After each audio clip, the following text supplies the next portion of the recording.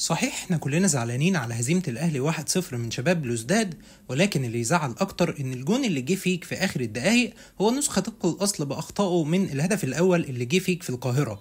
ولو بصينا هنا على تحرك كابتن خالد عبد الفتاح الشهير بلولو هتلاقيه إنه فاتح عشان يستلم الكرة من أكرم اللي حطها لحسين واتقطعت منه.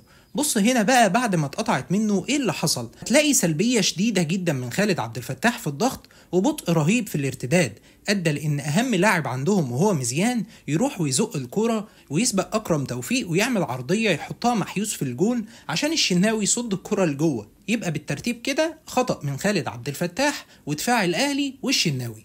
بص هنا بقى على الجون بتاع امبارح، هتلاقي خالد سايب مكانه ورايح يقابل الراجل عشان المساحة تفضى من وراه فيروح ويعمل عرضية ويصدها الشناوي غلط. ولو وقفنا هنا هتلاقي ان الأقرب انه يطلع الكرة هو كوكا، ولكن كوكا عمل حاجة غريبة جدا ووقف وحط ايده ورا ظهره، فما تفهمش هو كوكا في المواقف دي خجول ولا ايه الدنيا. وكمان اشرف داري ملحقش يشيل الكرة، فالنتيجة هدف في النادي الاهلي. يبقى بالترتيب تاني هتلاقي ان في غلطة من خالد عبد الفتاح وغلطة من الشناوي ودفاع الاهلي. الخلاصة ان انت يا عم كولر يا تبطل تأليف يا بالسلامة، وانت يا عم شناوي تريح شوية لشوبير وكفاية عليك لحد كده، وانت يا عم خالد شنطتك في يناير واخلع عشان انا اتخنقت منك. اما حضرتك يا كابتن محمود يا خطيب لازم تشوف لنا حل في الكلام ده كله في يناير، يا اما للاسف تتفضل برضو زيك زي الناس اللي قبلك بالسلامة ونشوف حد تاني يشوف لنا حل في الازمة اللي احنا فيها.